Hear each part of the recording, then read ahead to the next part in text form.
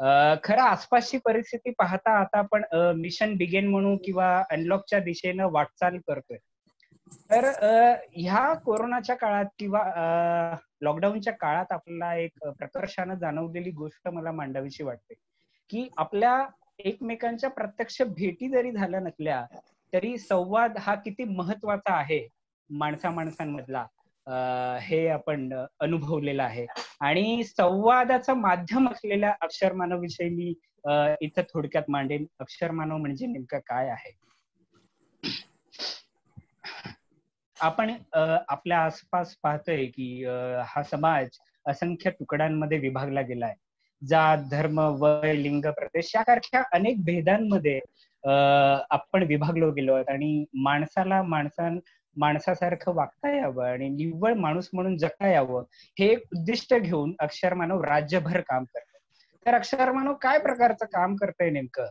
तर जगण्याला भिडणाऱ्या म्हणजे आरोग्य असेल, पाणी असेल, शिक्षण असेल, अर्थ असेल, कायदा असेल, अशा वेगवेगळ्या क्षेत्रांशी संबंधित माणसाच्या आपण म्हणू त्याच्या बौद्धिक, शारीरिक, आर्थिक क्षमता ह्या वाढवण्याचं किंवा त्या भूक भागवण्याचं काम अक्षरमानवच्या या विविध कार्यक्रमाच्या माध्यमातून आपण सातत्यानं करत असतो. तुम्ही मला विचाराल तर अक्षरमानव काय आहे?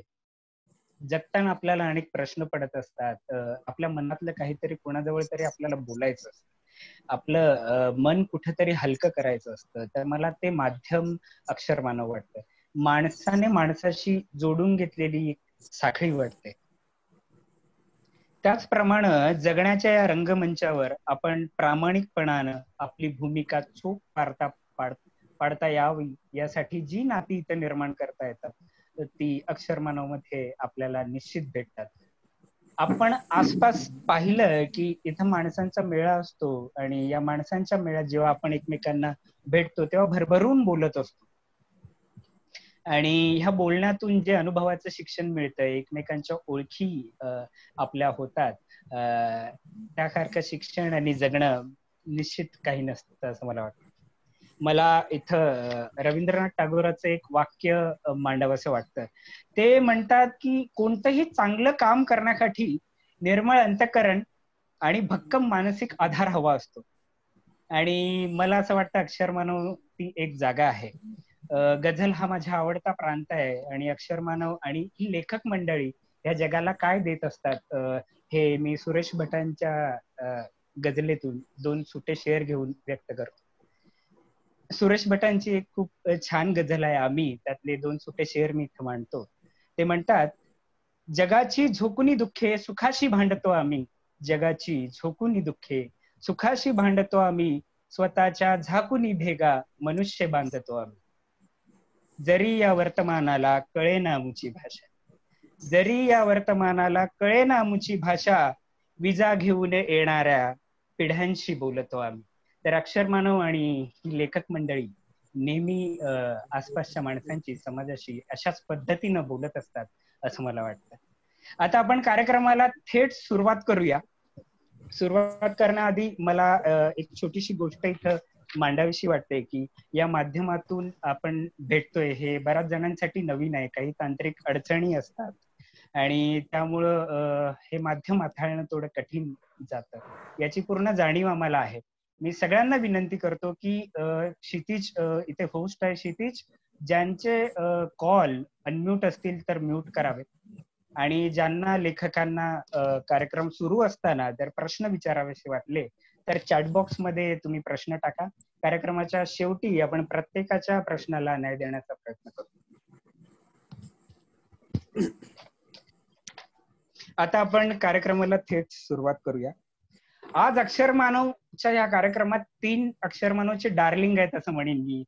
डार्लिंग यासाठी कारण अक्षरमानवच्या हृदयात असणारी काही माणसं असतात आणि आज ही 3ही माणसं या कॉलवर आहेत. ते आपल्याशी गप्पा मारणार आहेत आणि त्या हृदयात असणाऱ्या माणसांविषयी या डार्लिंग विषयी आपण बोलू.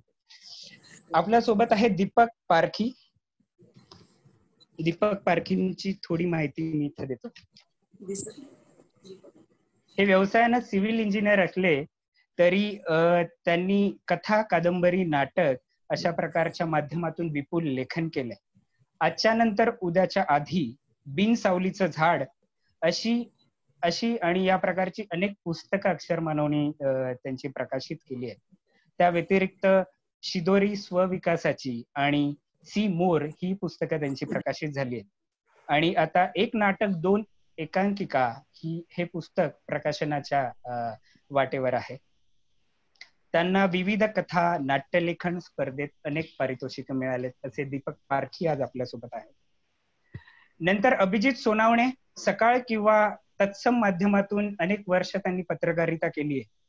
सारद मजकूरच्या माध्यमातून त्या आणि त्यांच्या पत्नी अमृता हे लेखन, शब्दांकन, संपादन आणि शब्दांच्या आसपास सारं काही आपल्या भेटीसाठी घेऊन नेहमी येत असतात. सध्या त्यांचं व्ह्यूज पोर्टल हे महाराष्ट्रभर धुमाकूळ घालते. आपण त्यांना विचारूच, हे व्ह्यूज पोर्टल म्हणजे काय आहे नेमकं. सारद मजकूर हे माझेही जवळचे आहेत या माणसांसारखंच. तर सारद मजकूर नेमकं काय आहे असं मला विचाराल तर हे शब्दांना सजवतात, शब्दांवर प्रेम करतात, शब्दांना जवळ घेतात, शब्दांना मनोसुक्त बागडू देतात आणि शब्दांवर प्रेम करतात आणि शब्दांवर प्रेम करायला लावणारी ही मंडळी आहेत असं मला वाटतं. शून्य शब्दांची गोष्ट हे अभिजितचं पुस्तक अक्षर मानवने प्रकाशित केलं. आता सुदेश शिंगळे अक्षर मानव तर्फे आज त्याच्या अक्षर मानव तर्फे आज त्याच्या पुस्तकाचा प्रकाशन सोहळा आहे, निम्म्या रेषांचा अपरिग्रह.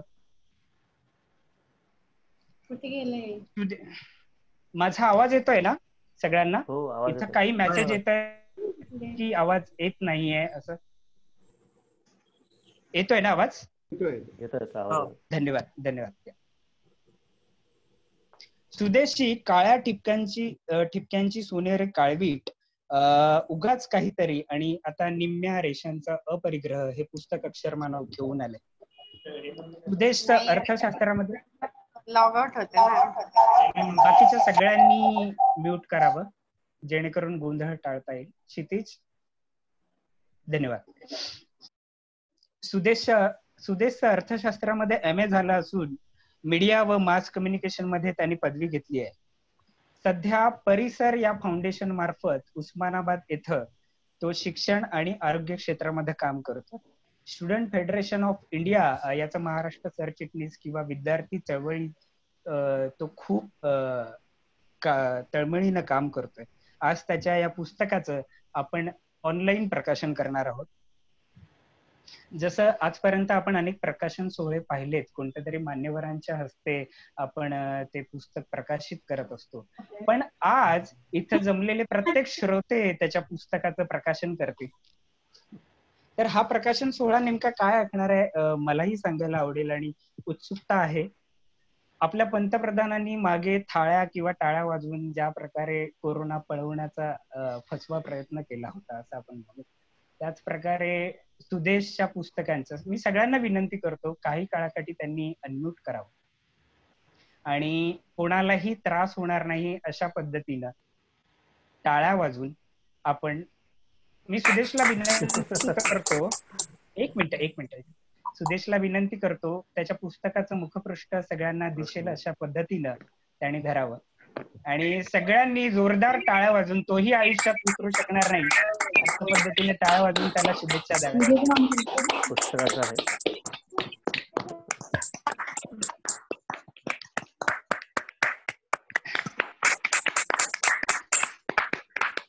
क्षितिज सगळ्यांना अनम्यूट कर, नाहीतर गेल्या वेळासारख्या सगळ्या टाळ्या सतत वाजत राहतील. कार्यक्रम संपत. धन्यवाद. आता हे पुस्तक निम्म्या रेषांचं अपरिग्रह हे प्रकाशन झाल्याचं मी इथं जाहीर करतो. सुदेश, तुझा हा कविता संग्रह मी वाचलाय आणि खरंच तुझी सहजता, त्यात जराही कृत्रिमता नाहीये आणि तुझी सहजता त्या पुस्तकामध्ये झिरपली आहे आणि त्यात तू सौंदर्य ओतल्यामुळं ते सौंदर्य चित्र अधिक देखणं झालंय असं मला वाटतं. तुझ्या पुस्तकातल्या काही ओळी खरंच भारावणाऱ्या आहेत, त्या मी इथं मांडू इच्छितो. शब्द सगळे बोळे अग्नेया पुढे गुडघे टेकून आणि आजच्या या शब्द मैफिलीत एक छोटासा कडवं होतं तुझ्या कवितेचं, ते मला घ्यावंसं वाटतंय. तू सोडाव्या शब्दांच्या लाटा, मी लाटांना कोरीत प्यावं, मी गप्पांचे तास भरावे, मी तासांना जोडत जावं. तू पहाट उजेडत द्यावी, मी रात्रींना खोडत द्यावं. असा हा सुदेश निम्म्या रेषांच्या अपरिग्रह या पुस्तकात अशा भन्नाट रचना त्याच्या आपल्याला पाहायला मिळतील. त्याच्या पुस्तकांची समर्पण पत्रिका मला आतापर्यंत आवडलेल्या सगळ्या पुस्तकांच्या समर्पण पत्रिकेपेक्षा भारी वाटली. त्याने फक्त समर्पित एवढंच लिहिलंय आणि ते सगळ्यांना आहे. त्याचं प्रास्ताविक इतकं सुंदर आहे. त्यातल्या 2 ओळी मी माझ्या एका वहीत नोंद करून ठेवल्यात. त्यात त्यांनी असं मांडलंय की माझा हा अहंकारापासून निर्हतेकडे जाणारा प्रवास आहे आणि थापलेल्या अस्तित्वापासून मोकळेपणाकडे जाणारा प्रवास आहे. सुदेश, मला कवितांबद्दल बोलताना गुलजार साहेबांचा एक किस्सा नक्की नमूद करावासा वाटतो. गुलजार साहेबांना एकदा कोणीतरी विचारलं होतं, कविता कशी जन्माला येते हो, किंवा कविता निर्मितीची नेमकी प्रक्रिया काय आहे. तेव्हा त्यांनी खूप सुंदर शब्दात सांगितलं होतं. ते म्हणाले होते की आपण पाणी उकळायला ठेवतो ना गॅसवर, तेव्हा गॅस पेटवला की पाण्याची वाफ होते आणि ती पाण्याची वाफ पातेल्यावरील झाकणाला हळूहळू बाजूला सरू लागते. तुम्ही विचारलत ना कविता जन्माला येते म्हणजे काय, तर कविता जन्माला येतानाही कविता वाफेसारखी उकळत असते आणि आतून धुमसत धुमसत ती बाहेर येऊ पाहते. तुम्ही विचारलं की कविता काय करते, कविता नेमकं काय करते, तर ते म्हणाले होते कविता जिंदगी शेअर करते.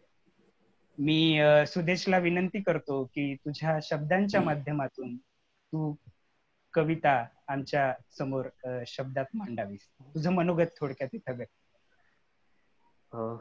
नमस्कार, आवाज येतोय सगळ्यांना? हो येतोय. बोल सुदेश. हा, ते आता पद्धत झाली विचारायची आवाज. कारण झालंय काय की मी बरेच पॉइंट लिहून ठेवले होते सकाळपासून. आता थोडं गहिवरल्यासारखं झालंय, नेमकं काय बोलावं आणि काय नाही असं. मी मनोगत वाचून दाखवतो पहिल्यांदा, म्हणजे मला थोडं जरा कम्फर्टेबल फील होईल.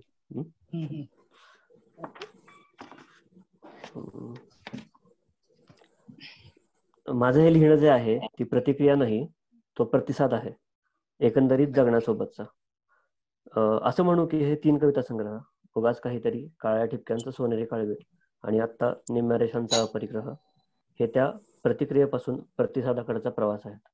अहंकारापासून निरीहतेकडचा प्रवास, थापलेल्या अस्तित्वापासून मोकळेपणाकडचा प्रवास. 18 ते 28 10 वर्ष 3 कविता संग्रह, बऱ्याच प्रतिमांचे खून आणि बऱ्याच प्रतिमांचे जन्म, त्यात अगणित विचारसरण्या, दर्शनं, व्यक्तिमत्व, प्रभाव, व्यवस्था, संघटना, इतिहास इत्यादींचं विनाकरण, अगदी विनाकरण केलेलं उत्खनन. खूप गोष्टी अस्पष्ट होत्या, आता जरा स्पष्ट दिसतंय. जसं की मी दुसऱ्या कोणासाठी लिहित नाही, तसं मी स्वतःसाठीही लिहित नाही. म्हणजे व्यक्त होण्यासाठी मला माझं व्यक्तिमत्व पुरेसं आहे, कवितांची गरज नाही व्यक्त होण्यासाठी. आणि का लिहितो याचं उत्तर माझ्याकडे नाही, ते उत्तर मिळू नये असा शोध सुरू आहे. म्हणजे शोधतोय मी, पण उत्तर नकोय. म्हणजे जर उत्तर मिळालं तर त्या उत्तराचं आणि उरलेल्या आयुष्याचं करायचं काय, असा एक प्रश्न आहे. एक जाणवलं, उगाच काहीतरी पासून निम्म्या रेषांचा परिग्रहापर्यंतच्या या प्रवासात अतिसामान्य, साधारण, निव्वळ जगण्याची प्रेरणा कवितेत घुसल्यासारखी झाली.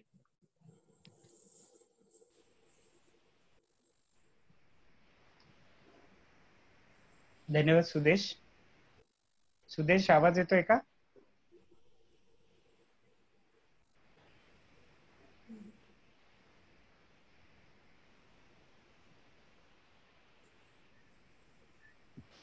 हॅलो सुदेश.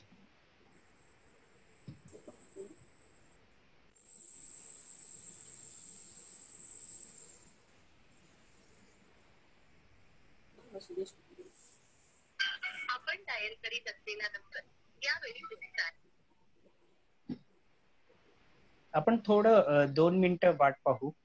माफ करा, तांत्रिक अडचण झाली असावी कदाचित. हरकत नाही.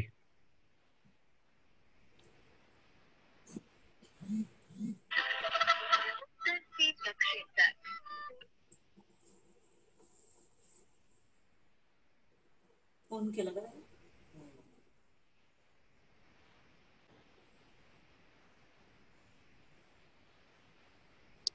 सुदेश जॉईन होतोय.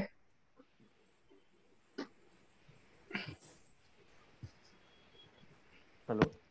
हा सुदेश बोल, सलग बोल. मी वाचत होतो, ते कट झालं होतं का? हो, कट झालं होतं. तुझा आवाज गेली 1-2 मिनिटं येत नव्हता. अच्छा. मी मनोगत वाचत होतो. बरं, बोल, पुन्हा वाचलं तरी चालेल, काही हरकत.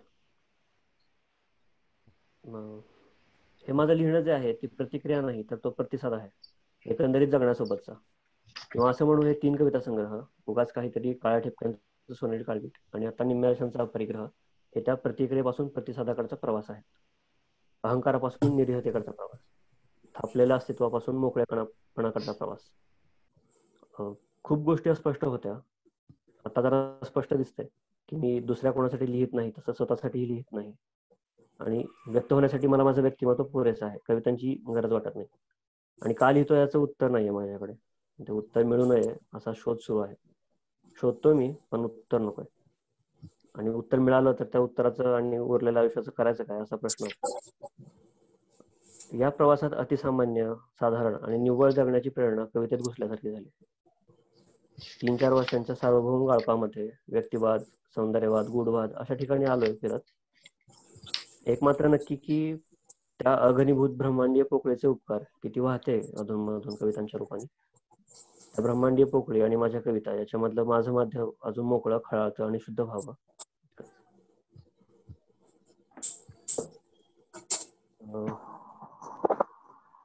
2015 मध्ये पहिला कविता संग्रह प्रकाशित झाला होता. हॅलो. हो सुदेश, तुझा आवाज येतोय, सलग बोल. येस. त्या कार्यक्रमात पण सर होते, म्हणजे पारखी सर पण उपस्थित होते. मला जुनी आठवण आली. पारखी सर होते, राजन खान सर, आणि मी शेवटच्या वर्षाला होतो. पुण्यामध्ये रानडे इन्स्टिट्यूट मध्ये कार्यक्रम घेतला होता, उगाच काहीतरीच्या प्रकाशनाचा. म्हणजे आता अचानक आठवायला लागलं ते सगळं जे जुनं झालं होतं ना ते. त्यावेळी सर म्हणाले होते की, म्हणजे मी खूप उदाहरणं दिली होती भाषणामध्ये, की एक टागोरांचं वाक्य सांगितलं होतं, बालभारती मधली कविता सांगितली होती, आणि माझ्या वडिलांचं एक मत सांगितलं होतं साहित्याविषयीचं. तर सर म्हणाले की, म्हणजे असं बोट दाखवलं होतं सरांनी माझ्याकडे आणि म्हणाले, सुदेश, आपण आपलं बोलायचं, जे कथेकरी वगैरे लोक असतात ना, त्यांचं काम आहे ते कोट करणं. मग ते असं एकदम मला ते छन्नी आणि हातोड्या मारल्यासारखं पहिलं वाक्य हे झालं होतं की नाही, आता इथून पुढे आपण आपलं बोलायचं. तर आज पण तेच करणार आहे, मला जे वाटतं ते पूर्ण बोलणार आहे.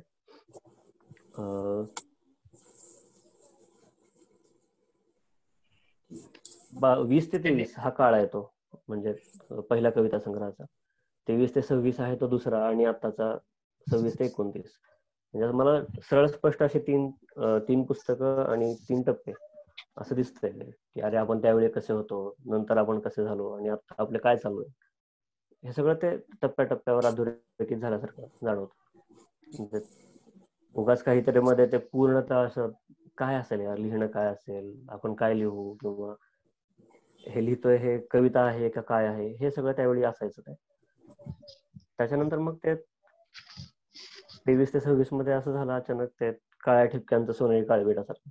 मग ती माझ्या मनाचीच उपमा आहे. मला हे कळून चुकलं की आपण इम्प्युअर आहोत बऱ्यापैकी. आपलं मन हे असं काळवीट आहे, काळ्या रंगाचं आहे, पण त्याच्यावर सोनेरी ठिपके आहेत काहीतरी. एक अशी निरामय शक्ती आहे, किंवा नवीन ध्यास आहे तयार करण्याचा, किंवा पारलौकिक जगात काहीतरी पाहण्याचं, जे अस्तित्वात नाही, आपल्या समोर दिसत नाही, पण ते पाहण्याची हौस, त्या सोनेरी ठिपके अशी जाणवली मला. आणि त्याच्यानंतर आता ह्या निम्म्या आयुष्याचा परिग्रह, म्हणजे आता मी पूर्ण गोळा केलेल्या गोष्टींच्या खूप विरोधात अचानकच गेलोय, किंवा कदाचित एवढं गोळा केलं होतं की ते असं गोल गोल होऊन, सेंट्रीफ्युगल होऊन फुटल्यासारखं झालं. म्हणजे जितकं तुम्ही जास्त ते न्यूटनच्या नियमासारखं ज्या स्पीडनी तुम्ही काही गोष्टी गोळा करता, त्या स्पीडनी त्या वातावरणात फेकल्या गेल्यासारखं झालं. म्हणजे गोळा करणं हे सुदेश मूळ पाप सुदेश तुझा असं. आवाज थोडासा मोठा येऊ दे सुदेश, अच्छा. आवाज थोडासा मोठा येऊ द्या. येस. हो हो. हे गोळा करणं जे आहे ना ते खूप पाप असं वाटायला लागलं. ते काय गोळा करतोय हे दुय्यम असं. म्हणजे पद पैसा प्रतिष्ठा ETC गोष्टी गोळा करणं ज्या टाईप पातळीचं म्हणतो आपण त्याच टाईपचं विचार गोळा करणं सुद्धा असं वाटायला लागलं की ते गोळा करणंच आहे, गोळा नाही करायचं. एकंदरीत अपरिग्रह आहे की आता हा कविता संग्रह मला तसा वाटतं की हे सहजतेने लिहिले आहे, त्याच्यामध्ये गोळा करायचंय साचवायचंय असं. आणि अप्रयत्नी आहे खूप. स्वतःकडून माझी अपेक्षा आहे की ती आपण अप्रयत्नी राहावं, अप्रयत्नी जगावं आणि ती उतरावी कवितेमध्ये. मी ते मगाशी लिहिल्यासारखंच की एक माध्यम म्हणून स्वतःला ठेवावं ब्रह्मांडामध्ये आणि कवितेमध्ये. ब्लूटूथ मोड.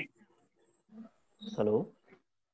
हा बोल हा बोला क्षितिज, बोला. बोल बोल बोल सुदेश. पण ते कधी कधी शक्य होतं, कधी कधी नाही शक्य होत. त्या कवितामध्ये दिसत जाईल पण म्हणजे अरे काय काय कविता असं वाटतं अरे लिहिली आपण मुद्दामून लिहिली, ही गरज नव्हती कविता लिहायची, पण ठीक आहे आता लिहायची आहे ना तर लिही असं. काय काय कविता असतात त्या अशी उबळ येते, जाणवत अरे की ते खूप उत्स्फूर्तपणे लिहिले गेले. आणि काय काय वेळा तर मला असं म्हणजे आता हे अति होईल पण ठीक आहे की म्हणजे तमाशा नाहीच कविता सरळ सरळ परमेश्वरानेच लिहिल्यात असं वाटतं अवतरित होऊन. मग असं आहे एकंदरीत कवितांचं लिहिणं चालणं. म्हणजे कवितेने एक दिलंय मला की म्हणजे मला एवढं समजलंय की आपण खूप अनिरामयी आणि इम्प्युअर टाईपचे आहात, म्हणजे मी स्वतः. पण ते पवित्र शुद्धतेचे काही क्षण मी अनुभवले. पूर्ण प्रयत्न आता त्या इम्प्युअरनेस पासून ते जे क्षण अनुभवलेले आहेत त्या क्षणांकडे जाण्याचा प्रयत्न म्हणजे कविता आहे असं वाटतं मला, म्हणजे माझी कविता तरी. आणि काय सगळं हे उड्या मारणं चालू असतं इकडून तिकडं विचारांमध्ये. अजून मला असं जाणवलं नाही की माझी कविता अभिव्यक्तीचं माध्यम झाली माझ्यासाठी. ते प्रश्न आलाय इम्प्युअर म्हणजे काय. इम्प्युअर म्हणजे मला असं म्हणायचं की काय म्हणता येईल, खेळकर नाही आहेत आपण, म्हणजे मी खेळकर नाहीये पण हौस आहे. आता मला जाणवलंय ते खेळकर असणं काय असतं, निरामय असणं काय असतं, त्या बाबतीत इम्प्युअर असं म्हणतो मी. काहीतरी आहे आपल्याकडं नाही का, एखादी हौस आहे दाखवण्याची किंवा गोळा करण्याची हौस आहे, मोठं होण्याची आहे. त्या बाबतीमध्ये मला नेहमी असं वाटतं कवी आहे ना हा एक बी ग्रेड टाईपचा माणूस आहे, जो खूप सुंदर माणूस आहे ना तो जगून मोकळा होतोय.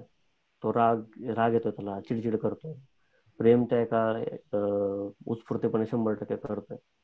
मला असं होतं की मला तिथं थांबावं लागतं किंवा थांबलं जातं माझ्याकडून आणि मग शब्द शोधले जातात किंवा शब्द सापडतात, पण ते तिथं थांबणंच आहे. मग काय काय लोकांकडे बघून खूप हेवा वाटतो मला की अरे कसलं मस्त जगतात, म्हणजे जगण्याच्या बाबतीत कवी आहेत आणि मी लिहिण्याच्या बाबतीत कवी आहे असं होतं. माझे वडील आणि माझा भाऊ ते पण एवढे कवी आहेत, ते म्हणजे ते जगतात एवढं जबरदस्त ना, प्रत्येक गोष्टीला 100% तिथं उपस्थित राहून. मला असं होतं की अरे नाही आता हा शब्द आला आता काय करू असं. पण आहे आता काय करणार, जसं आहे तसं आहे. हॅलो काय झालं रे. आणि काय पहिला कविता संग्रह आला त्यावेळी म्हणजे मी सरांना पहिल्यांदा भेटलो त्यावेळेच आठवण सांगतो अशीच की सर खूप चिडले होते माझ्यावर. मी असंच म्हणजे पहिल्या कविता संग्रहाचं हे लिहिलं होतं मनोगत. मग ते खूप असं त्यावेळी नसतं का आपण क्रांती करणार आहे काहीतरी साहित्यामध्ये अशा टाईपचं होतं ते. मग ते स्वतः हसू येतं ना आपण असं लिहिलं होतं, पण ते लिहिलं होतं त्यावेळी. आणि सरांनी पूर्ण एक 5 मिनिटांमध्ये 5-10 मिनिटं बोलले मला आणि बोल बोलले खूप. आणि म्हणजे असं मी असं बोलत होता काय आणि परत सरच म्हणाले उगाच बोललो रे तुला, तू का लिहिलं असं नाही का.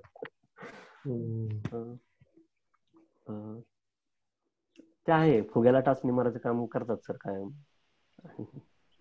ह्या 2-3 वर्षामध्ये तर बऱ्याच जणांनी नुसतं फोन करायचं सरांना की सर काय नाही सर, सहज फोन केला होता.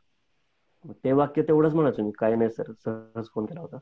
ते सरांना कळतं नाही का, एक काय म्हणता येईल, पोकळी ऐकायला देताना ते बरोबर मग ते सांगतात. मग ते बऱ्याच प्रश्नांची उत्तरे मिळतात, नवीन प्रश्न पण तयार होतात, बरेचसे खूप जास्त प्रश्न तयार होतात उलट. पण तो प्रवास छान आहे एकंदरीत. सरांकडून ते कान फिरवळून घेण्याचा मस्त. दुसऱ्या कविता संघाचं प्रकाशन आय थिंक इंदापूरकर सरांच्या घरी झालं होतं मागच्या 2018 मध्ये. त्यावेळी पण खूप मस्त झाला होता कार्यक्रम. संध्याकाळी असेच गप्पा मारत बसले होते सगळे 2-3 तास. किती कधी दीपक काका आलेत का इथं? माझा आवाज येतोय का ऐकू? हो, एकदम भन्नाट येतोय. बोला. येस, बोला. आता पुन्हा बोललात तरी चालेल. या, सुरुवात केली. मुळामध्ये मला एक गोष्ट स्पष्ट करायची आहे की मी त्या अर्थाने कवितेचा वाचक नाही, आणि तरीही ही कविता वाचत असताना जरी ती मला दुर्बोध वाटली तरी त्याच्यातल्या काही संकल्पना ह्या तुमच्या जगण्याशी किती निगडीत आहेत याचा प्रत्यय येत राहिला. वानगी दाखल एक मी 3-4 कविता त्यांच्या वाचल्या आणि मला भावलेला जो त्यातला अर्थ आहे तो मी इथं मांडायचा प्रयत्न करतो. त्यांची कविता नंबर 3 जी आहे त्याच्यातनं मला जे जाणवलं ते असं की अराजकतेची घागर आपल्या स्थानावर फक्त अस्तित्व दाखवत असते, तेव्हा नियम करावे लागत नाहीत. त्याचं कारण नैतिकता हेच मूल्य असतं. पण जेव्हा ती कलती होते आणि असमाधानाने फुटकार मारत आतला जहरी साप गरळ ओततो, तेव्हा मात्र नियमांचं जंजाळ विणलं जातं. त्यांची एक 8 नंबरची कविता आहे. प्रेम आणि घृणा यांची सकारात्मक बाजू मांडताना विरुद्ध अर्थ हा शब्द होतो. सिद्ध आणि रुद्ध या जोडीला सकारात्मकतेची जोड देऊन जातो. 11वी आहे की आपण एकमेकांशी भेटीमध्ये बोलतो ते शब्द जंजाळातून. हाती काहीच पुरत नाही, केवळ पुढच्या भेटीसाठी शब्दांची पुनरुक्ती. मात्र फक्त श्वास ऐकत राहतो तेव्हा पुनरुक्ती पोरकी होते. 17वी जी कविता आहे ती आहे भावनांची बैठक काय होते विठ्ठल विठ्ठल विठ्ठलापासून. ती तयार बैठक मांडायची नाही, हे बजावतानाही उच्चार होतो विठ्ठल विठ्ठल. 18वी आहे त्याच्यात म्हाताऱ्याचं सगळं संपलंय असं जग म्हणत राहतं, पण जगराहाटी चालू राहण्यासाठी या म्हाताऱ्याचं मन धुंडाळलं तर हाती खजिना लागतो. त्यासाठी चकाकतं सौंदर्य बघायचं नसतं, शांत डोहाप्रमाणे अथांग दृश्य अनुभवायचं असतं. 55वी कविता आहे. पडलेले प्रश्न विचारताना अमर्याद प्रश्नांच्या थांब्यावर जावं लागतं आणि मग समजतं या प्रश्नांना उत्तर शोधायची गरज नाही, उत्तर तुझ्यातच दडलंय. मला भावलेले जे काय अर्थ होते ते कितपत कवीला अभिप्रेत असलेले आहेत माहित नाही मला, पण माझी अशी एक श्रद्धा आहे की कवीची कविता ही एक 10 वर्षासाठी जर ती वाचली ती 10 वेगवेगळ्या कविता असतात. त्याचं कारण असं आहे की कवितेतला शब्द आणि स्वतःचा यांचं जेव्हा आपण मिश्रण करतो तेव्हा जी एक अनुभूतीची लाट आतमध्ये मनामध्ये तयार होते ती प्रसारित करणं हे त्या कवितेचं मुख्य काम असतं. भले कवीला एखादी भावना त्यातली भावली असेल, परंतु 10 जणांना जेव्हा वेगवेगळ्या भावना भावतात तेव्हा त्याचा जो एक झुला तयार होतो, त्या झुल्यावरती अख्खं कविता विश्व नांदत असतं. धन्यवाद. हो सर. खूप छान दीपक पारखे सर. मी सगळ्यांना विनंती करतो, दीपक काकांनी काही कविता वाचल्या असल्या तरी त्या त्याच्या कविता संग्रहातल्या काही कविता आहेत, त्यामुळे त्याचा कविता संग्रह तुम्ही नक्की घेऊन वाचा आणि तो त्याच्या लेखणीला दिलेला न्याय आणि त्याला दिलेली उत्स्फूर्त दाद असेल असं मला वाटतं. त्याचा कविता संग्रह तुम्ही नक्की घेऊन वाचा. आता आपण पुढच्या टप्प्याला जाऊ. आपण गप्पांच्या स्वरूपात सगळ्या एकमेकांशी बोलू प्रश्नांच्या माध्यमातून. तुमच्या पुस्तकांच्या एकूण किती आवृत्त्या निघाल्या? मी मागच्या आपल्या या कार्यक्रमात हे म्हणालो होतो की पुस्तकांच्या किती आवृत्त्या निघाल्या, पृष्ठसंख्या किती आहे, किंमत किती आहे, तुमच्या पुस्तकांचं प्रकाशन कोणी केलं, अशा प्रकारचे कोणतेही प्रश्न आपण इथं विचारणार नाही. तर गप्पांच्या माध्यमातून आपण एकमेकांना उलगडण्याचा प्रयत्न करणार आहोत, जेणेकरून इथं जमलेले सारे लोक आज जाताना काहीतरी नवीन घेऊन जातील. माझा पहिला प्रश्न सगळ्यांना असेल की माणूस म्हणून जगत असताना, लिहिताना आपल्याला प्रश्न पडतो किंवा आपल्याला गवसतं की मी कोण आहे. तर मी कोण आहे किंवा या पुस्तकानं, या लेखनानं रादर आपण म्हणू की तुम्हाला काय दिलं, आणि या एकूण लेखनाकडे पाहण्याचा तुमचा दृष्टिकोन काय आहे? दीपक पारखी, पहिला प्रश्न तुम्हाला. मी कोण? थोडस पाल्हाळीक बोललो तर चालेल का? हो, अर्थात. हा, आता मी कोण या प्रश्नाची एक अतिशय वेगळी बाजू मला मांडावीशी वाटते. रजनीशांच्या आश्रमामध्ये एक प्रचलित अशी एक पद्धत आहे. ती पद्धत अशी आहे की आश्रमाला भेट देऊ इच्छिणाऱ्या आणि पुढे स्नातक होऊ इच्छिणाऱ्या 50 लोकांना ते आतमध्ये एंट्री देतात आणि ह्या 50 लोकांच्या जोड्या तयार करतात. नंबर 1च्या जोडीपासून नंबर 25च्या जोड्या अशा एकत्र काही अंतरावरती बसवल्या जातात. त्याच्यानंतर नंबर 1च्या माणसानी मी कोण आहे हे नंबर 2च्या माणसाला सांगायचं. त्याच्यासाठी त्याला 2.5 किंवा 3 मिनिटाचा वेळ दिला जातो. 1 घंटेचा टोल पडतो. त्याच्यानंतर मग 2 नंबरच्या माणसानी 1 नंबरच्या माणसाला मी कोण आहे हे सांगायचं. त्याच्यानंतर मग 1 नंबर पुढे सरकतो, 3 नंबर पुढे येतो, मग 1 आणि 25 यांची जोडी जमते, 3 आणि 4 यांची जोडी जमते आणि तेच संवाद, तेच चक्र सुरू होत राहतं. मी कोण. आणि अनुभव असा आहे की पहिल्या काही वेळांमध्ये मी कोण याविषयी भरभरून बोललं जातं. पुढे हे भरभरून बोलणं हळूहळू कमी होत जातं आणि त्यातले काही स्नातक हे 17व्या किंवा 18व्या वेळेला मी कोण आहे हे सांगताना ढसा रडायला लागतात, कारण त्यांच्या तोपर्यंत लक्षात आलेलं असतं मी कोणीही नाही. आता मी कोण आणि मी कोणीही नाही या नद्यांवरचा पूल बांधण्याचं काम कलावंत करत असतो, लेखक करत असतो. त्याचं उत्तर मी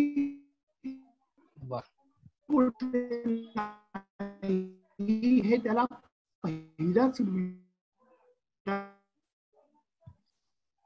असतं. पण तरीही मी कोणी नसताना लिखाण पहिल्यांदा स्वांत सुखाय असतं, स्वतःसाठी असतं. परंतु समोरचा माणूस, समोरचा वाचक हा त्या लिखाणावर आणि त्या लेखकावरती जेव्हा प्रेम करायला लागतो लिखाण त्याच्यापुरतं राहत नाही आणि मग मागणी तसा याच्यामध्ये कुठेतरी बहुतेक सगळेजण लेखक लटकत असतात आणि कदाचित त्याच्यातच त्यांचं आयुष्य संपून. वाह, खूप छान किस्सा सांगितलं. या लेखनाने नेमकं तुम्हाला काय दिलं असं वाटतं, किंवा एकूण लेखनाकडे पाहण्याचा तुमचा दृष्टिकोन?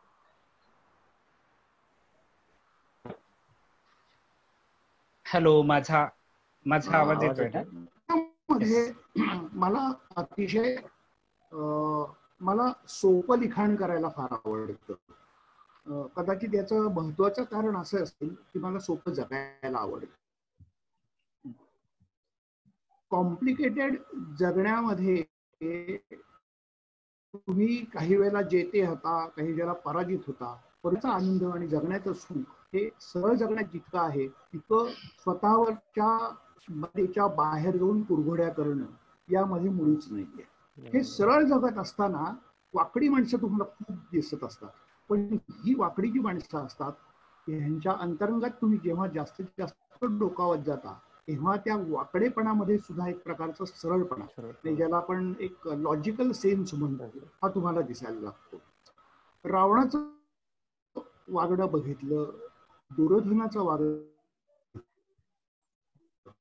तर ह्या लोकांचं एक वाकडी पर्सनॅलिटी अशा प्रकारचं चित्रण आपल्या महाकाव्यांमध्ये केलेलं आहे. परंतु जेव्हा विद्वान लोक हे व्यक्तिमत्व त्यांच्या पद्धतीने उलगडून दाखवायचा प्रयत्न करतात तेव्हा त्या वाकडेपणातला सरळपणा दिसायला लागतो. मला एक या निमित्ताने एक फार एक शेअर करायला अशी आवडेल की माझे एक मित्र आहेत, तर त्यांच्याबरोबर एकदा मी गप्पा मारत बसलो होतो आणि महाभारताचा विषय निघाला.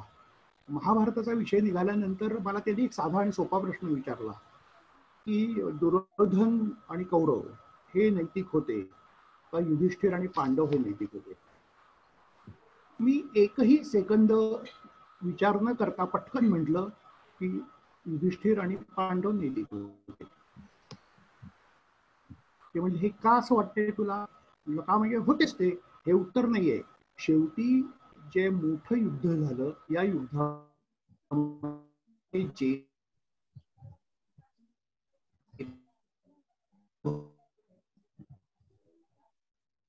त्याच्यामुळे ते तुला नैतिक वाटते, ते झाले असते नैतिक वाटले असते. एक वेगळा दृष्टिकोन मला त्याच्यातनं मिळाला आणि मग असं वाटायला चांगलं वाईट खरं खोटं असं जगात काहीच नसतं. तुमची दृष्टी, तुमचा आवाका, तुमचं आकलन शक्ती ही जशी जशी काळानुसार बदलत जाईल तसतसं तुम्हाला खरं काय आणि खोटं काय ह्याचा मेळ घालत बसावं लागतं. त्याच्यामुळे आपण आता मी वयाने थोडासा जास्त आहे, त्याचा काही फायदा मला मिळतो की वयाच्या 20मध्ये जे काही लिखाण मी केलं आणि आता वयाच्या 60 नंतर मी जे काही लिखाण करतो, ह्या लिखाणातली भाषा तीच आहे, या लिखाणातले विचार तेच, म्हणजे या विचारांमागचं जे लॉजिक आहे हे काळानुसार छान छान छान शिकलेलं आहे. आणि मला सांगायला आनंद वाटतो की 60च्या पुढे मी जेव्हा आता लिहितोय तेव्हा मी पुन्हा 20त पोहोचलोय. माझ्या लिखाणाला एक तारुण्य लाभलंय की गेल्या 5 वर्षामध्ये मी म्हाताऱ्यासारखं लिहायला लागलो होतो. पण या लॉकचे परिणाम असतील किंवा मला मिळालेल्या संधींचा परिणाम असेल की मी आता पुन्हा उलटे कागद फिरवतोय, उलट घड्याळ फिरवतोय आणि तरुण होत होत होत लिहित जातोय. कदाचित याचं प्रत्यंतर आणखी एक 6-1 महिन्यामध्ये माझी एक नवीन कादंबरी येऊ घातली. त्याच्यामध्ये सगळा तारुण्याचा बहर आहे, मोठ्या तारुण्याचा आहे, वाचकांच्या तारुण्याचा आहे, कोरोनामुक्त जगाच्या तारुण्याचा आहे. बोल श्रीकांत. श्रीकांत ऐकू येतंय? येस, हो, आवाज येतोय दीपक काका. खूप छान जगण्याचं तत्वज्ञान तुम्ही तुमच्या अनुभव इथे आहात. ओके, बोलू का? माझा आवाज येतोय ना स्पष्ट?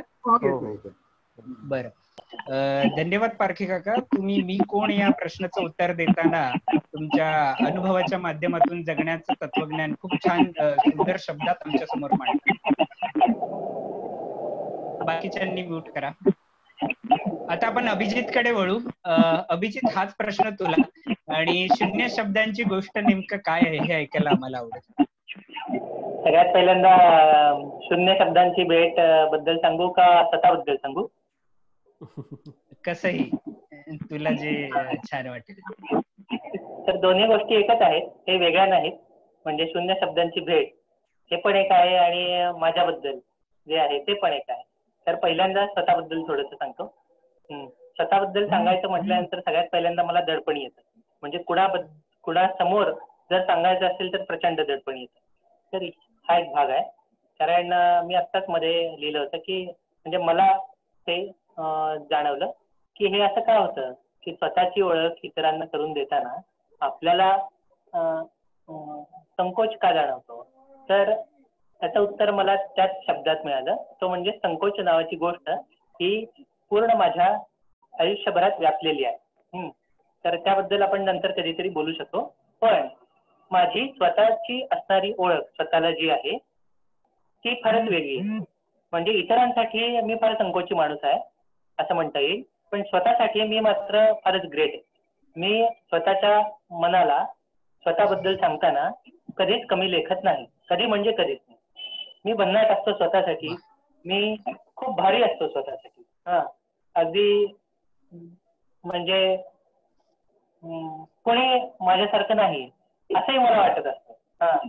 तर असा स्वतःपुरता बाळगणारा मी एक संकोची माणूस आहे असं मला सांगता येईल. तर हे इतकंच आपण म्हणू माझ्याबद्दल. त्या शून्य शब्दांची भेट नेमकं काय आहे, तर मला प्रभातमध्ये असताना काही लेख लिहिण्याची संधी मिळाली आणि त्यातून हे सगळं जन्माला आलेलं लिखाण आहे असं म्हणता येईल. पण जेव्हा संधी मला मिळाली की आपण काय लिहू शकतो, तर मला असं वाटलं की दोन नाती जी अनोळखी असतात ती त्यांची एकमेकांमध्ये ओळख झाल्यानंतर नेमकं काय काय घडू शकतं, काय काय बिघडू शकतं, एकमेकांना एक माणूस दुसऱ्या माणसाशी कसा कनेक्ट होऊ शकतो, तर हे काही आपल्याला उलगडता येईल का असं मला वाटत होतं. आणि सगळ्यात पहिल्यांदा मला असं वाटतं की कुठल्याही माणसाशी पहिल्यांदा जेव्हा भेटतो तेव्हा तो फारच राजकारण करत असतो. राजकारण म्हणजे चांगल्या अर्थानं की आपली एक चांगली बाजू समोरच्या माणसावर ठसावी असा त्याचा एक प्रामाणिक प्रयत्न असतो. तर हे मला खूपदा जाणवलंय माझ्या बाबतीत सुद्धा. तर ही जी काही प्रामाणिक बाजू आहे माणसाची, तर ती थोडीशी उलगडून दाखवता येईल का असा एक माझा प्रयत्न होता. म्हणजे आपण बद्दलच जरी बघितलं की आपण सगळ्यात पहिल्यांदा एखादा माणूस आपल्याला भेटतो म्हणजे गुरुजी मध्ये ऐकायला, तर आपण कधी फारसं कुणावर चिडत नाही, प्रेमानं बोलतो, आपुलकीनं बोलतो, आपले जे काही चांगले चांगले कप्पे आहेत ते उलगडण्याचा प्रयत्न करतो. तर हे माझ्यातलं जे काही चांगुलपण आहे ते थोडं मला उलगडता येईल का असा तो एक प्रयत्न होता असं मी सांगतो आणि थांबतो. छान अभिजित. एकूण आपण नेहमी माणसं जगताना प्रतिमेंचा खेळ करत असतात. म्हणजे आपली प्रतिमा समोरच्याच्या मनात हवी तशी उमटावी यासाठी आपण धडपडत असतो. हे खूप छान सांगितले. मी सुदेशला विनंती करतो, सुदेश याच प्रश्नाचं उत्तर तू द्यावं. मी कोण, तू तुझ्या मनोगतामध्ये बऱ्यापैकी सांगितलेस. किंवा पुढचा प्रश्न असा आहे की लेखनानं तुला काय दिलं हे तू म्हणालास, आणि त्या व्यतिरिक्त तुला अजून काही मांडायचं असेल. दीपक पारखे सरांनी रजनीशचा उल्लेख केला, म्हणजे काटा आला माझ्या अंगावर. यार सरांनी त्याचा उल्लेख केलाय ओशोचा, एवढं भारी वाटलं. ते आहे ना, आपण एक ज्या व्यक्तीला आपण मानतो, जे विचार आपण ज्याचे ऐकतो मन लावून, जो आपला सगळ्यात जवळचा मित्र आहे, त्याचाच अजून कोणतरी मित्र आहे अचानकपणे समोर आलं. मला खूप खूप छान वाटलं की सरांनी रजनीशचा उल्लेख केला. त्याच लाईनवर मी सांगू इच्छितो की कवितेने ना मला मी परमेश्वर आहे ही माझी भावना मला काय ते जाणवून दिलंय. परमेश्वर काय आहे, तर तू आहेस. तेवढं निरागसता, तेवढी निरामयता तुझ्यात येऊ शकते ही जाणीव कवितेने मला दिली. आणि मध्ये मध्ये चुणका दाखवल्यात की आहेस बरं का सुदेश, तुला तुझ्यामध्ये तेवढं पावित्र्य आहे. म्हणजे परमेश्वर हा माझ्यासाठी नेहमीच एक नियम आहे, म्हणजे गुरुत्वाकर्षणाचा जसा नियम आहे तसंच परमेश्वर हा पण एक नियम वाटतो मला की अरे हा एक रूल आहे तो, म्हणजे एक निवांत जगण्याचा रूल आहे किंवा खूप निरामय तिकडे जाणारा रूल आहे. तर आपल्या ह्या ज्या सगळ्या सामाजिक किलमिशा असतात ना, त्याच्यामध्ये परमेश्वर जाणवणं किंवा आपणच परमेश्वर आहोत हे जाणवणं हे कवितेनं दिलं मला. कारण कविता नसल्यास तर खूप वेळ गेला असता हे समजायला की अरे नाही एवढं गोल गोल फिरायची गरज नाहीये, कुठं आहेच जवळच आहे, सापडेल तुला लगेच असं. कारण अशा बऱ्याच कविता म्हणजे तुम्हाला वाचताना जाणवतील की तिथं मी नाहीच आहे, म्हणजे त्या कुठून आल्या, कधी लिहिल्या, का लिहिल्या ह्याची उत्तरं पण नाहीत माझ्या. आणि त्याच माझ्या म्हणजे एका कवितेत मी मध्ये म्हणालो पण होतो की 3 ओळी माझ्या आहेत आणि 1 ओळ त्याची आहे, आणि जिथं माझ्या ओळी आहेत तिथं सगळं अमृत नसलेलं आहे ते, आणि ते खरं अमृत ते एका ओळीत आहे. म्हणजे अशा निरामय गोष्टीतून आलेली आहे असं वाटतं मला. वा सुदेश, म्हणजे एकूण आपण जे काही मांडत असतो किंवा लिहत असतो, जे आतापर्यंत कोणीतरी लिहून ठेवलंय किंवा मांडून ठेवलंय, त्याचं काहीतरी संकलन करून ते आपल्या शब्दात, आपल्या भावनेच्या मार्फत आपण लोकांसमोर ठेवत असतो असं म्हणू. एकूण तर आपल्याला लेखन नेमकं का करावं असं वाटतं? सुदेश, तुझ्यासाठीच पुन्हा. आणि तुझ्या सुचण्याची नेमकी प्रक्रिया काय? इथं बरेच लोक आलेत, त्यांना मार्गदर्शन होईल अशा शब्दात तू ते सांग. नाही, मार्गदर्शन वगैरे तर नाही करू शकणार, पण मी माझं सांगतो की मला म्हणजे नेमकं एकतर पहिल्यांदा ऑब्विस गोष्ट आहेत, तुमच्या आजूबाजूला बऱ्याच गोष्टी चालू असतात, त्यांचे परिणाम होतात. तुमचं वाचन चालू असतं बऱ्यापैकी, त्या वाचनाचे परिणाम होतात. तुमच्या आयुष्यात काही लोक येतात, त्यांच्या इंटरॅक्शनचा, संवादाचा परिणाम होतो.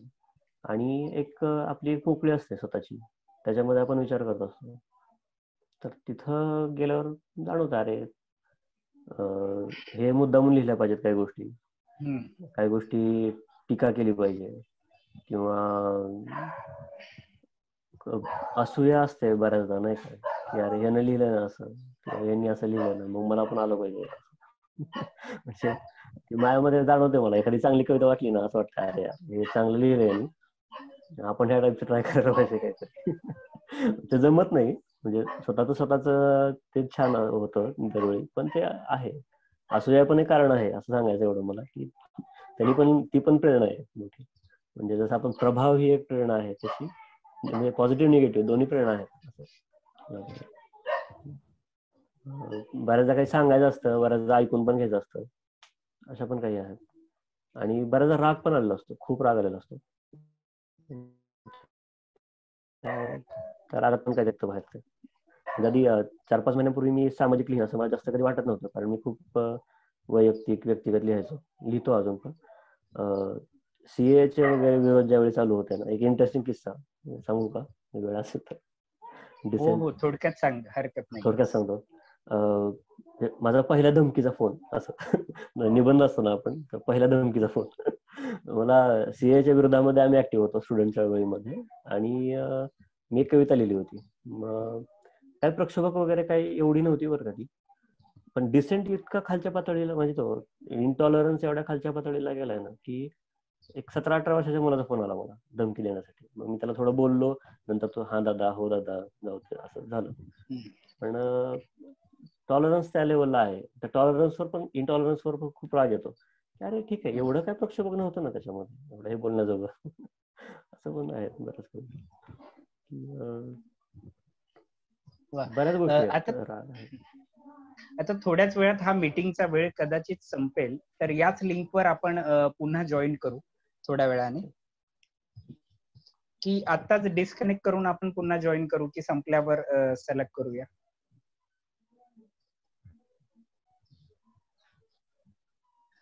बरं ठीक आहे.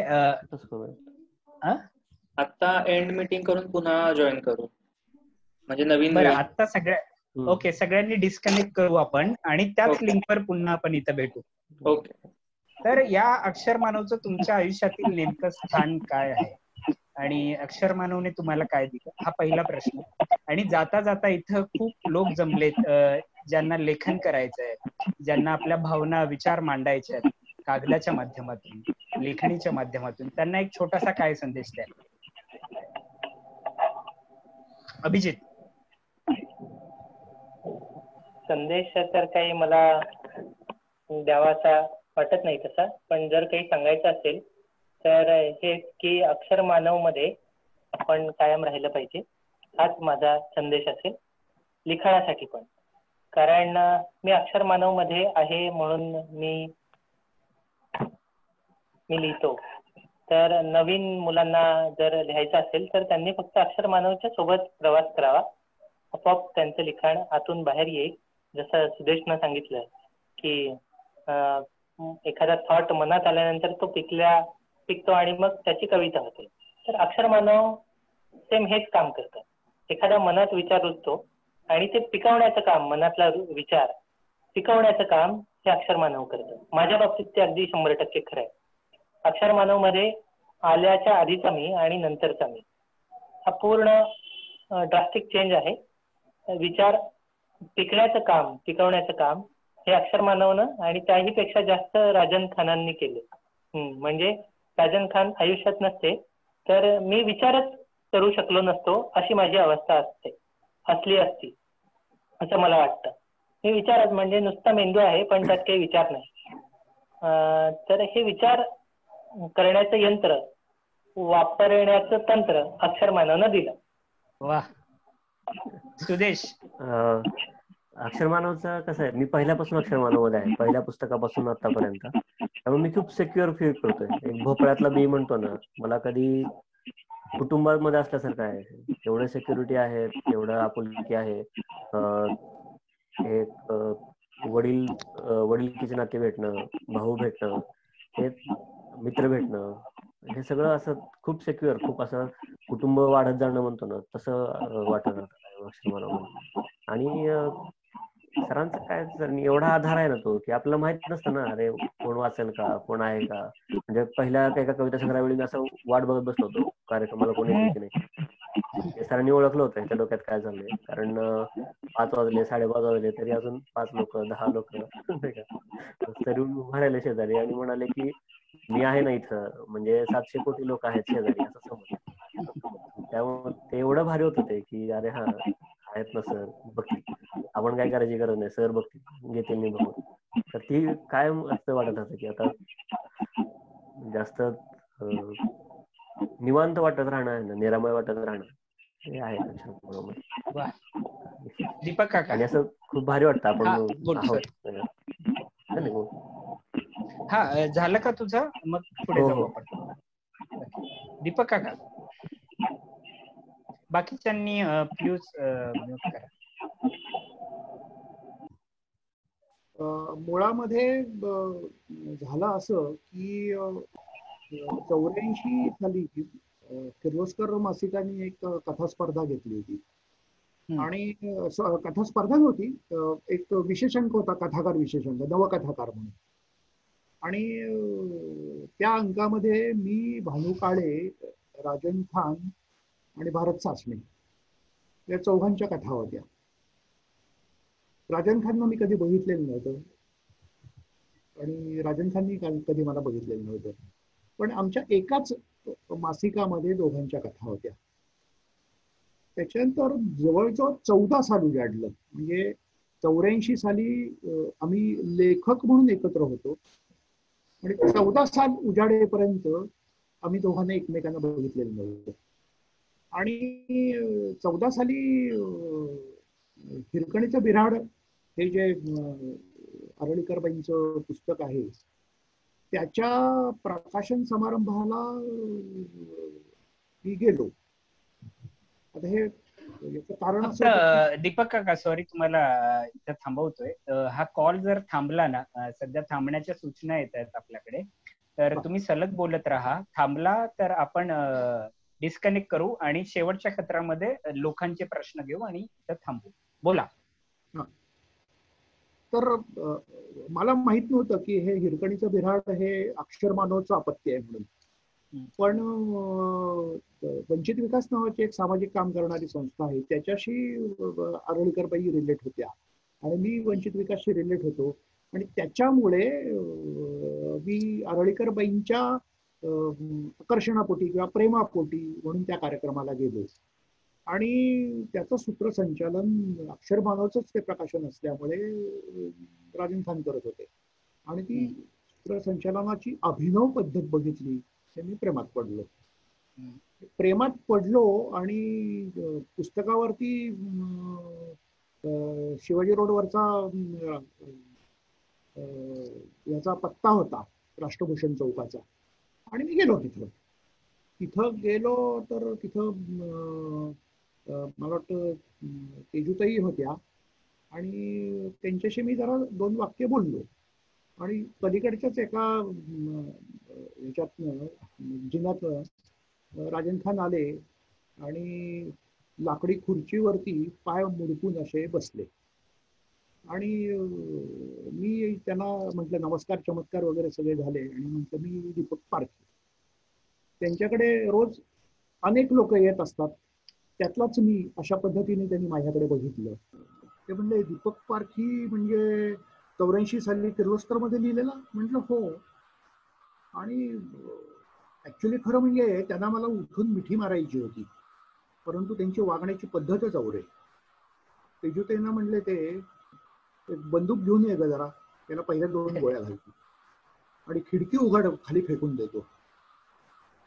मला अशा पद्धतीने माझ्याशी कधीच कोणी बोललेलं नव्हतं आणि त्यावेळेला असं विचित्रच वाटलं मला ते सगळं. आणि मग त्याच्यानंतर मग ते पुढे काय करतो वगैरे वगैरे सगळं सुरू झालं. आणि मी म्हटलं असा मी पिंपरी चिंचवड प्राधिकरणमध्ये डेप्युटी इंजिनियर होतो वगैरे वगैरे. ते म्हटलं ते पोटा पाण्याचं मला नको सांगू, मला काही त्याच्यात इंटरेस्ट नाहीये, लिखाणाचं काय ते सांग. म्हटलं काय लिहिलेत बाबा, 60 कथा झाल्या असतील. 60 कथा झाल्या आणि तू गप्प बसलायस. म्हटलं हो, कथा कोणी वाचतच नाही. कोण म्हणतं असं, आपण पुस्तक काढू. म्हणजे साधारणपणे वयाच्या 23व्या-22व्या वर्षापासून मी लिखाणाला सुरुवात केली आणि आपण पुस्तक काढू हे वाक्य मी वयाच्या 61व्या-62व्या वर्षामध्ये ऐकलं. इतक्या मोठ्या काळामध्ये आपलं पुस्तक निघू शकतं याची सुतराम कल्पना मला नव्हती. आणि अक्षरमानवच्या पद्धतीनेच ते पुस्तक निघालं. आणि त्याच्यानंतर जिथं जिथं अक्षरमानवची संमेलनं व्हायची तिथं तिथं माझी ओळख ते करून देत होते आणि माझे पुस्तक तिथं विकायला होतं. त्याच्यानंतर माझं पुस्तक कोणीतरी घेत होतं, त्याच्यावरती मी सही करून देत होतो. हा एक विलक्षण अनुभव होता. आणि आपण लेखक आहोत अशा अजिबात न वाटलेला, नुनगंडांनी पछाडलेला दीपक पारखी हा त्याच्यानंतर उगाचच काहीही कारण नसताना आपण लेखक होत असं मानायला लागला. की जवळजवळ 6 वर्ष मी लेखक आहे असंच मी मानायला लागलोय. आणि याचं महत्वाचं कारण असं की त्याच्यानंतर जो सिलसिला सुरू झाला त्याच्यामध्ये म्हणजे आता 5-6 पुस्तकं निघाली. दुसरी गोष्ट अशी की अक्षरमानवच्या संमेलनाने मला काय दिलं. अक्षरमानवच्या संमेलनाने विचारांमध्ये तर आमूलाग्र बदल झाला. जात आणि धर्म याच्याची खऱ्या अर्थाने चिंतन अक्षरमानवच्या संमेलनानंतर सुरू झालं. त्याच्यानंतर मला जाणवलेला मोठा भाग असा की अक्षरमानवच्या संमेलनामध्ये त्यांना आपण सेलिब्रिटी म्हणतो, ज्यांना उभरते कलाकार म्हणतो, अशा प्रकारची मंडळी येत जात राहिली. मग ती काही श्रेष्ठ होती वयाने, प्रसिद्धीने, काही कनिष्ठ होती, पण ह्या सगळ्यांचा परिचय झालेला. आणि ह्या परिचयामधनं आपण स्वतःची आयडेंटिटी शोधायचा एक नावाचा आळा मला लागला. अभिजित सारखा अत्यंत पोरगेलेसा तरुण मुलगा 14 साली माझ्या सहवासात आला आणि आज 20 साली तो एक प्रतिष्ठित लेखक असल्यासारखा माझ्याशी बोलतो, वागतो, मी त्याच्याशी बोलतो, वागतो. या 6 वर्षामध्ये अशा प्रकारची परिवर्तनं माझ्यातही झाली, अक्षरमानवच्या सदस्यांमध्ये पण झाली, अक्षरमानवच्या संमेलनात पण झाली आणि एकूणच पुस्तक व्यवसायामध्ये पण होतील. त्याचं कारण असं आहे की माझ्या कल्पनेप्रमाणे पुढच्या 5 वर्षामध्ये आतापर्यंत अक्षरमानवनी पुस्तक प्रकाशनामध्ये जी काही कामगिरी केली आहे त्याच्यापेक्षा अधिक वेगाने ती कामगिरी सुरू होईल. वाह. आता आपण काही प्रश्नोत्तर घेऊ जी इथं आलेत. क्षितिज, पण या प्रश्नोत्तरांच्या आधी मला खूप दाद द्यावीशी वाटते इकडे जमलेल्या श्रोत्यांनाही आणि वक्त्यांनाही. खूप साऱ्या तांत्रिक अडचणी आल्या, वेळही खूप लांबला गेला. ते असूनही वक्त्यांनी इतकं छान सादरीकरण जे काही केलं, प्रश्नांना उत्तर दिली, गप्पांच्या माध्यमातून सगळ्यांना सामावून घेतलं, हे त्यांचं कौशल्य आहे. आणि इथं जमलेल्या सगळ्यांचंही मला कौतुक करावंसं यासाठी वाटतंय की त्यांनी या कार्यक्रमाची रंगत अधिक वाढवली. तर ह्या कार्यक्रम श्रीकांत, तू पण खूप म्हणजे संवादकाची भूमिका खूप छान घेतली आणि जोडून ठेवलं सगळ्यांना. धन्यवाद सुदेश. पण अशा काही गोष्टी मला जाणवल्या. आपण नेहमी पाहत असतो की प्रत्येकाच्या सादरीकरणाची एक पद्धत असते, आवाज असतो किंवा तो आशय पोहोचवण्याची त्याची एक वेगळी कला आपण म्हणू असते.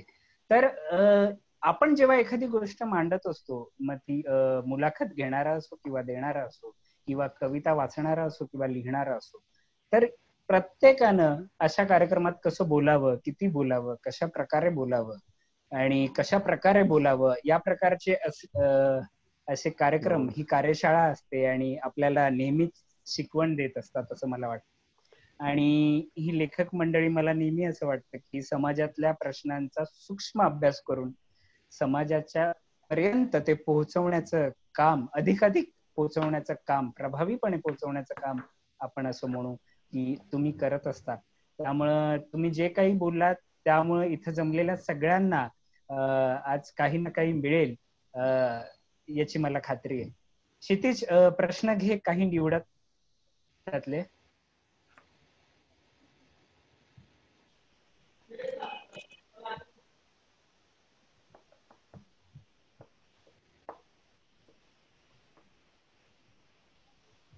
त्या प्रश्नांची आपण थोडक्यात उत्तर देऊ. आणि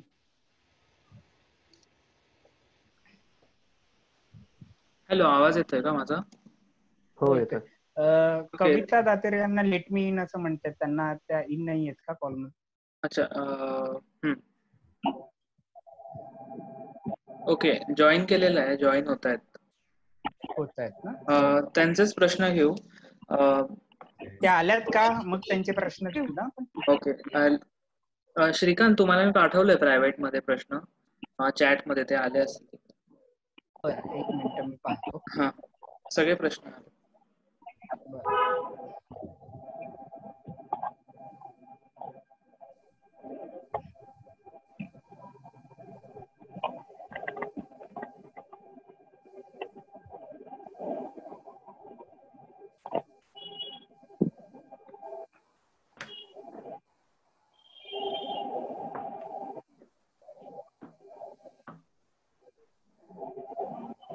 श्रोत्यांचे काही प्रश्न.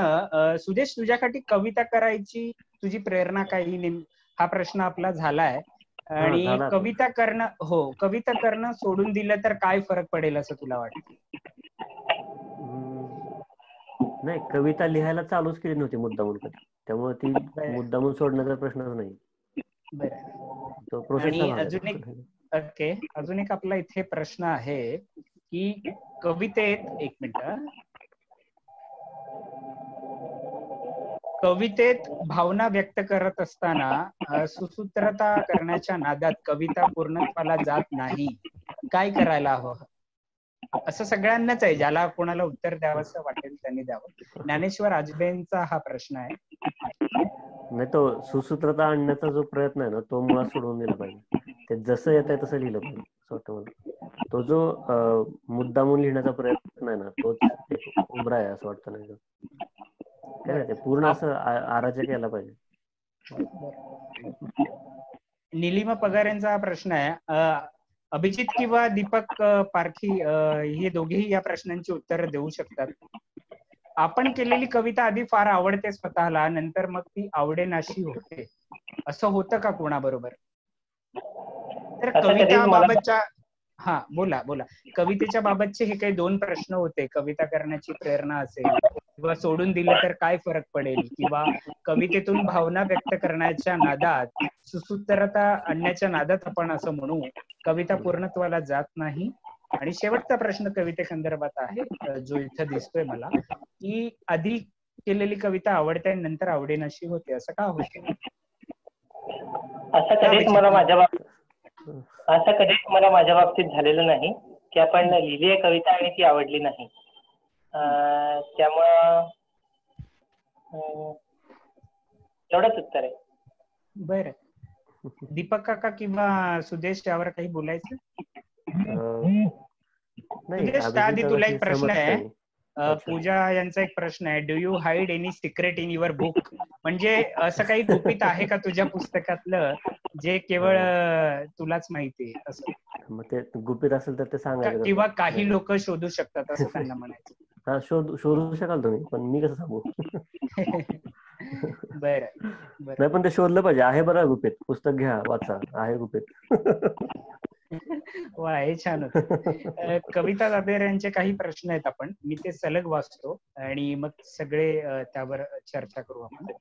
नैतिक जगण्याची अपेक्षा इतर कुठल्याही व्यावसायिकांपेक्षा कवी लेखकांकडून जास्त केली जाते. या अपेक्षांविषयीचं तुमचं मत, त्याचं कधी ओझं वाटतं का, असं कवितांचा प्रश्न आहे. कविता दातेर यांचा प्रश्न.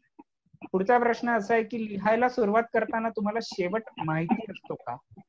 म्हणजे मी सलग वाचतोय, कदाचित तुम्ही त्या चॅट बॉक्स मध्ये जाऊन प्रश्नांवर नजर टाकू शकता. लिहायला सुरुवात करताना तुम्हाला शेवट माहिती असतो का? म्हणजे पहिली ओळ लिहिताना तुम्हाला त्या लिखाणाची, मजकुराची शेवटची ओळ माहिती असते का? नंतर त्यांना असं विचारायचं आहे की लिहिताना किंवा लिहून झाल्यानंतर तुम्ही वाचकांच्या नजरेनं झालेलं सगळं वाचन, आपलं सॉरी लिखाण वाचून पाहता.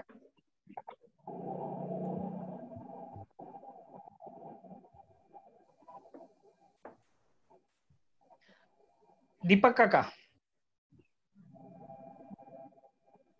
एकदम 3 प्रश्न विचारल्यामुळे थोडासा गोंधळल्यासारखं झालं मला. बरं, मग पुन्हा प्रश्न मी वाचू की कोणत्याही एका प्रश्नाचं तुम्ही त्या प्रश्नांमधून उत्तर देऊ शकाल? त्याच्या निमित्ताने आपलं प्रश्नाच्या भोवती थोडस रांगोळी काढल्यासारखं बोलतो मग. वा, तुमची रांगोळी पाहायला आवडेल आम्हाला. नैतिकता, खरं सांगायचं तर जेव्हा माणूस व्यक्त होतो तेव्हा तो नैतिक असतो. अनैतिक माणूस व्यक्त कधीच होत नसतो.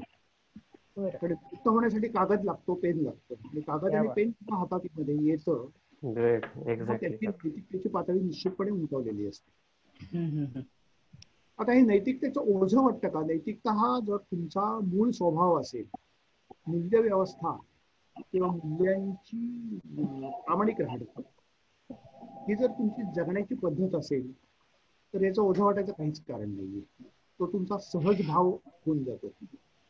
ओझं केव्हा वाटतं की जेव्हा आपण आपल्या स्वभावाच्या विरुद्ध, आपल्या शैलीच्या विरुद्ध, आपल्या आवडीच्या विरुद्ध एखादी गोष्ट करायला लागतो.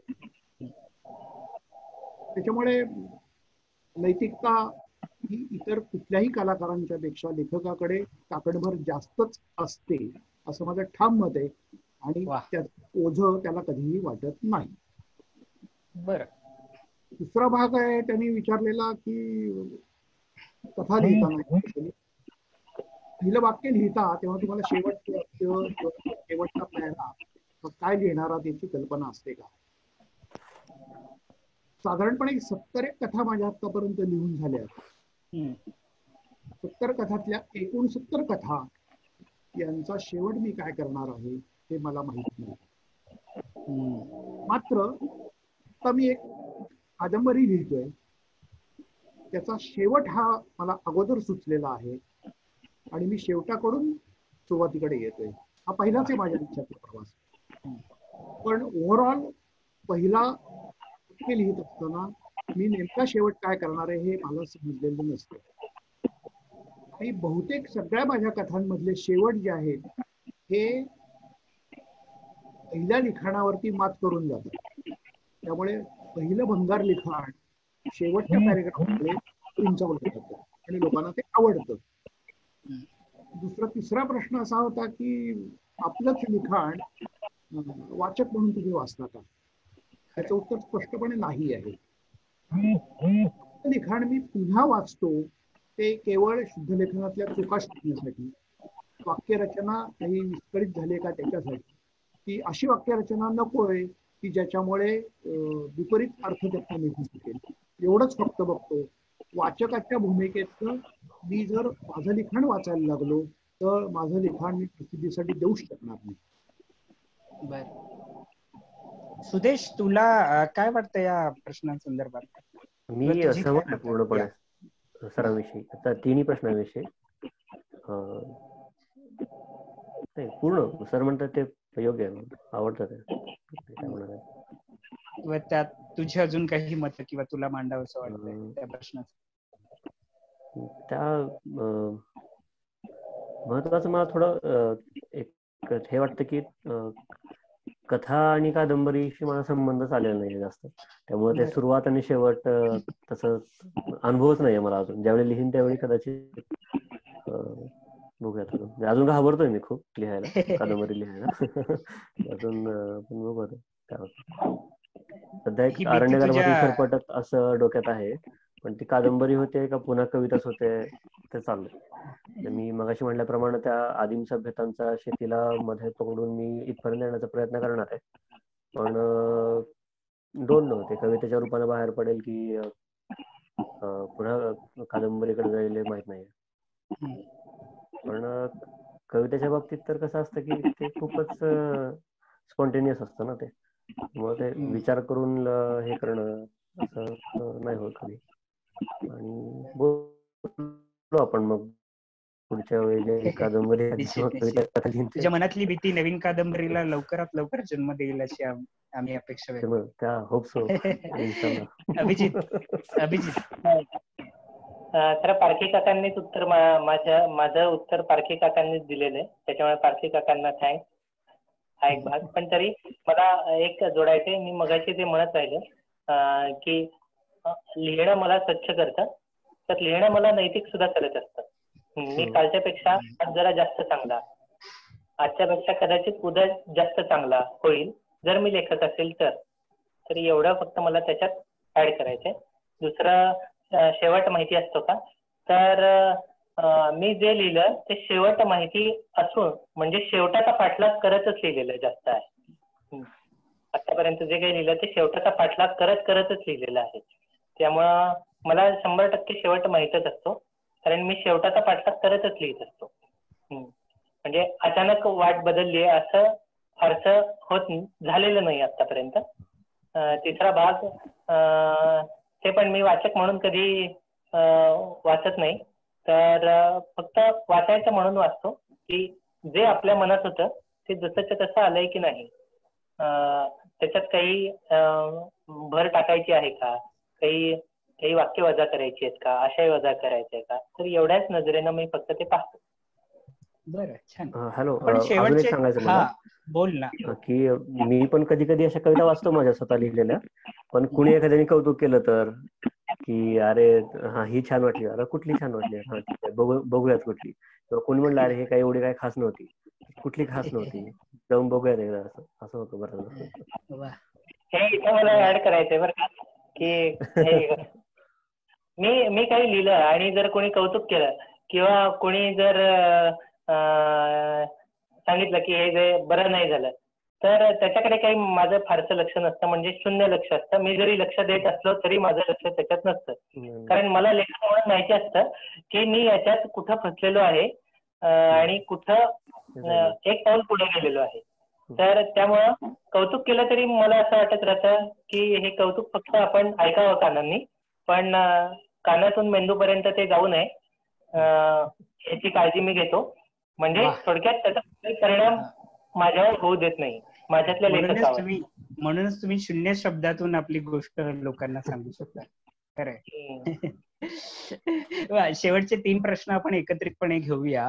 मधुकर देवकर यांचे जे प्रश्न आहेत ते म्हणतात की वाचक कमी होण्यास जबाबदार कोण वाटतात, आणि लेखन कालबाह्य होतंय का, आणि लेखन कालबाह्य होतंय का, वाचक कमी होण्यास जबाबदार आपल्या मते कोण आहे, आणि मुक्तपणे बोलणारी लोक मुक्तपणे लिहिताना दिसत नाही, यात काय अडचण असू शकते?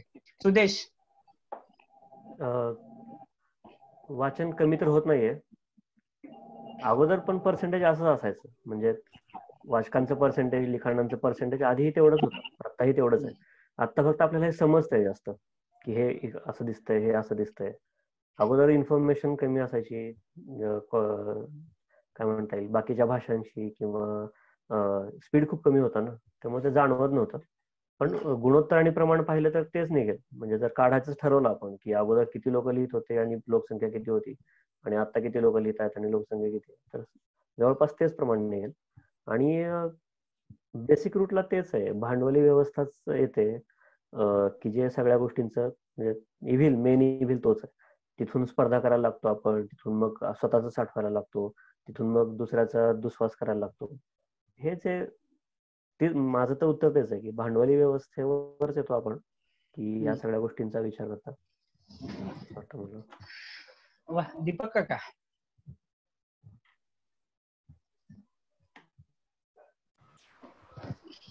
ऍक्च्युली सगळीकडे ओरड होते की वाचन कमी पडते वगैरे. काय झालंय की संपर्क माध्यमं जी आहेत आपली यांचं स्वरूप झपाट्याने बदलत चाललेलं आहे. म्हणजे पूर्वी मोठे मोठ्या लेख स्वरूपामध्ये जी पुस्तकं यायची ती सगळी त्या मासिकात यायला लागली. मासिकामध्ये ज्या पद्धतीने पूर्वी लिखाण व्हायचं ते सगळं दैनिकाच्या पुरवण्यांमध्ये यायला लागले आणि त्याच्यामुळे साधारणपणे वाचक हा पुस्तकांच्याकडे वळण्याच्या अगोदरच एक संपृक्त अवस्था त्याला पुरवण्या आणि मासिक वाचून यायला लागली आणि त्याच्यामुळे पुस्तकाचं वाचन कमी होताना दिसतंय असं मला वाटतं. पण पुन्हा हा जो आहे की पर्सेंटेज, म्हणजे आता अक्षरधारा सारखं एक व्यासपीठ आणि विक्रीचं एक दालन हे पुण्यामध्ये जर अनुभवलं तर चोखंदळ वाचक खूप आहेत. त्यामुळे वाचक कमी झालेत असं काही मुळीच वाटत नाहीये. बाकीचे प्रश्न मी विसरलो, काय होते ते? बर, एक होता की वाचक कमी होत आहेत, लेखन कालबाह्य होते असं वाटतं का? आणि तिसरा प्रश्न असा होता की आपण मनसोक्त बोलतो पण मनसोक्त लिहू शकत नाही, त्याची कारण काय असावी?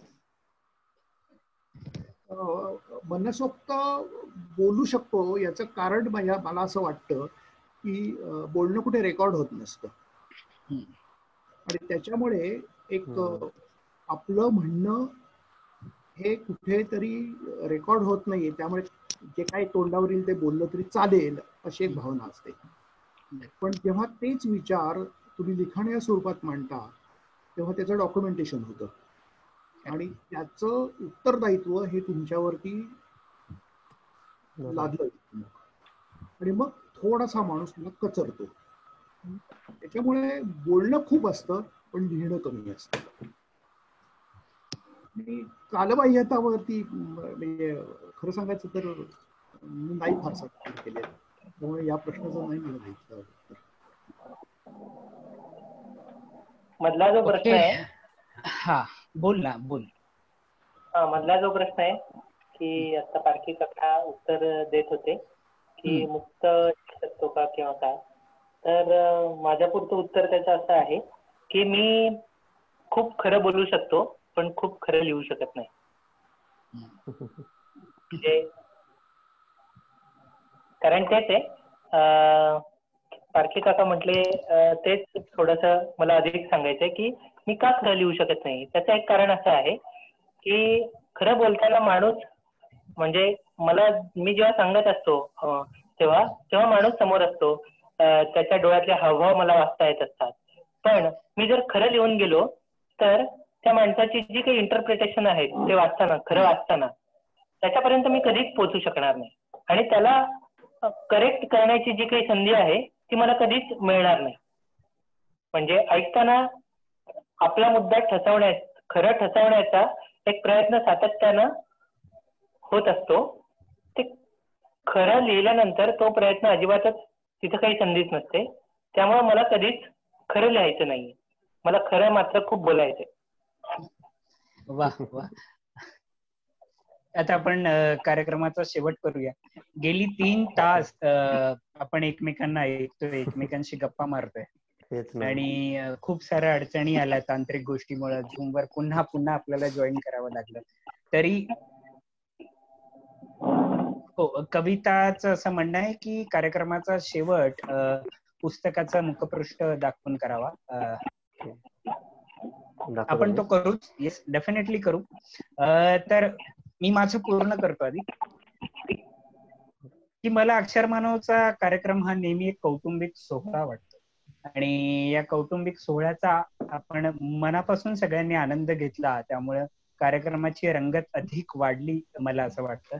तुम्ही सगळ्यांनी वेळ काढलात, लेखकांसह श्रोत्यांनी, आपण इथं असं म्हणू की श्रोते आले आणि त्यांनी हा कार्यक्रम अधिक उंचीवर नेला. त्यामुळे त्या सगळ्यांचं मनापासून आभार.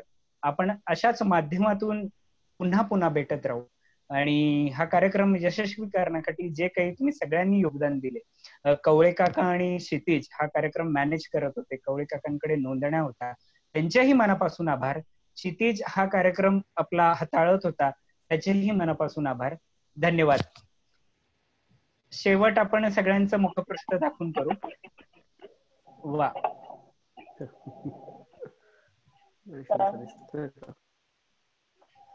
धन्यवाद सुदेश. Okay, thanks. धन्यवाद सगळ्यांचे. पुन्हा पुन्हा आपण भेटत राहू. धन्यवाद. हो, थँक्यू. Thank you.